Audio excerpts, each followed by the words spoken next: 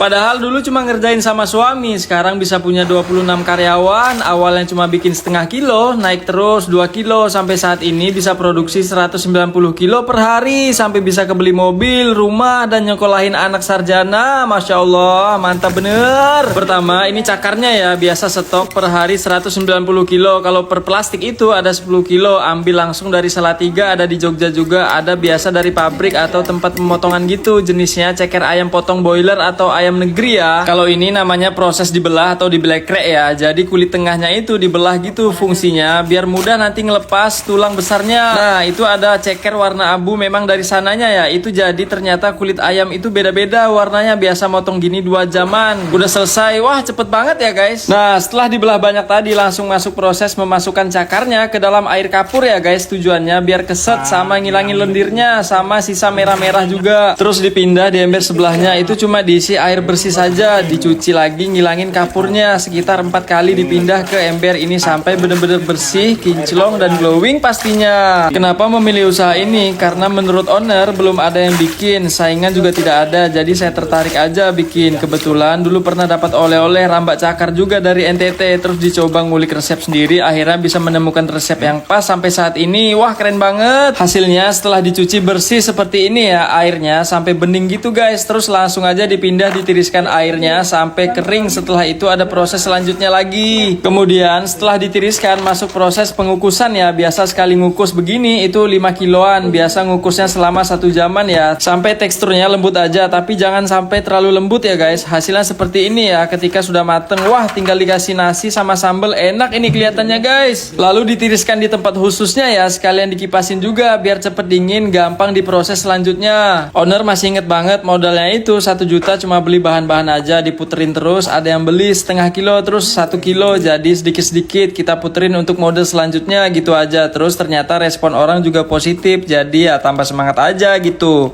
Proses pengelupasan tulang. Oh, pengelupasan tulang. Ya.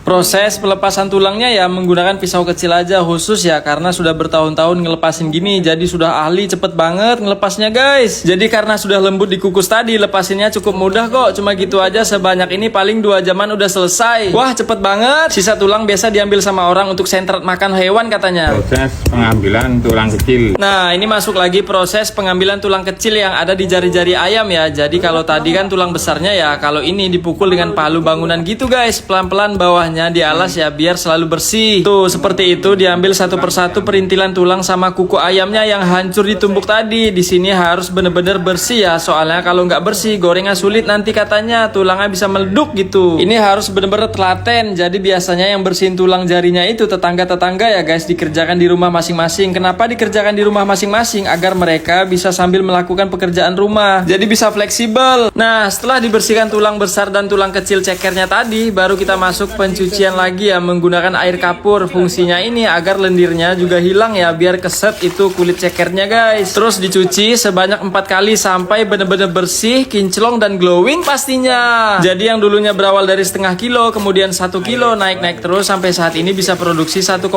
kintal. Tidak nyangka sama sekali ya, senang ya, disyukuri aja. Kalau bukan karena doa dari suami, doa dari orang tua, doa dari teman-teman, doa dari karyawan dan pelanggan setia, mungkin tidak akan sampai saat ini. Kalau boleh sedikit cerita, dulu owner yang ngerjain cuma berdua sama suami aja. Sampai saat ini yang membantu ada 26 orang, yang di rumah 6 orang. Terus yang borongan ngerjain di rumah masing-masing itu ada 20 orang guys. Wah, bener-bener perjuangan banget ya. Setelah bersih dicuci tadi, ini proses paling penting di sini ya. Bumbunya simple aja kok, bawang putih, garam sama penyedap rasa. Kalau kalian mau tambah bumbu lain agar semakin nikmat juga boleh, selera masing-masing ya guys. Sekali bumbu tadi itu 5 kiloan. Setelah bumbunya tercampur langsung aja kita jemur di tatakan atau namanya anjang, dijemur di terik matahari ya, ditata satu persatu seperti itu yang rapi biar merata. Wah, bener-bener serapi itu ya jemurnya. Jadi jemurnya selama 2 hari. Terus kalau musim hujan ya wassalam, tapi tenang, di sini ada ovennya jadi aman guys. Jadi meskipun cuma rambak begini, tapi produknya pengiriman ke seluruh Indonesia, paling jauh ke Papua guys, bahkan ke Bali juga dicicip sama bule-bule. Jadi tampilannya seperti ini ya, setelah dijemur 2 hari itu kering banget sampai teksturnya keras-keras gitu. Kita mau proses penggorengan ya, masuk gorengan pertama, terus diangkat, ditiriskan. Gorengnya ini cepet kok, paling 1 menit aja siap diangkat sambil diaduk-aduk ya. Sedikit penjelasan ya guys, jadi setelah gorengan pertama itu nanti dianginkan terlebih dahulu selama 1 malam. Tujuannya biar tambah renyah dan tahan lama gitu katanya. Jadi harus ada caranya juga guys, nggak sembarangan ya. Prinsip hidup owner berguna bagi banyak orang, bisa memberi manfaat bagi sesama, bisa menjadi berkat juga. Karena meskipun 26 karyawan, tapi kalau dirunut dalam, mereka juga punya anak, mereka punya cucu, mereka punya orang tua. Banyak yang dihidupkan dengan pekerjaan ini, jadi harus dipertahankan. Wah mantap bener. Hasil penggorengan seperti ini didiamkan 1 malam aja ya guys. Nah setelah didiamkan 1 malam tadi, baru kita masuk proses penggorengan. Minyaknya juga pakai Sanko, bukan kaleng-kaleng. Ini penggorengan yang kedua ya, api besar sama minyaknya juga banyak, biar bisa ngembang bagus sama merata juga gorengnya. Selama 2-3 menitan aja, cepet kok guys, sambil diaduk-aduk juga ya. Nah kenapa di sini masih proses manual pengerjaannya? Karena salah satunya itu mempertahankan mereka yang bekerja di sini agar bisa tetap mendapat penghasilan dari sini. Bayangkan kalau saya pakai alat terus mereka mau cari makan apa gitu. Wah bener-bener mulia sekali ya guys. BTW in the busway, untuk 1 kilo mentah ceker itu nanti hasilnya jadi 2 ons ya. Soalnya kan berkurang tulangnya sama dijemur kering tadi, jadi menyusutnya lumayan kan. Nah sudah mateng ya, jadi tandanya nggak ada buih-buihnya. Kalau ditekan gitu guys, kelihatan renyah, kriuk, kres-kres ya. Setelah ini siap untuk diproses packing-packing untuk dikirim ke seluruh penjuru dunia. Sempat ngobrol sama owner, ini kan saya izin meliput lihat prosesnya dari awal sampai selesai. Terus kalau ada yang meniru bagaimana? Nggak apa-apa, rezeki sudah ada yang ngatur, jadi monggo kalau mau ditiru. Insya Allah rezeki nggak mungkin tertukar. Toh ilmu yang diberikan juga bisa bermanfaat, bisa jadi amal jariah. Syukur-syukur yang niru bisa lebih sukses, nikmat sekali rasanya. Masya Allah, ikhlas sekali ya guys. Pesan moralnya adalah kalau kita mau tujuan akhir yang indah dengan proses yang gampang itu tidak ada. Artinya kita harus mempertaruhkan hidup ini. Fokuslah pada prosesnya, maka pasti menemukan akhir yang indah. Wah mantap bener. Nah buat teman-teman yang mau cobain, sangat bisa dikirim-kirim ke seluruh Indonesia. Langsung hubungi di sini aja ya. Terima kasih, semoga video ini bisa bermanfaat.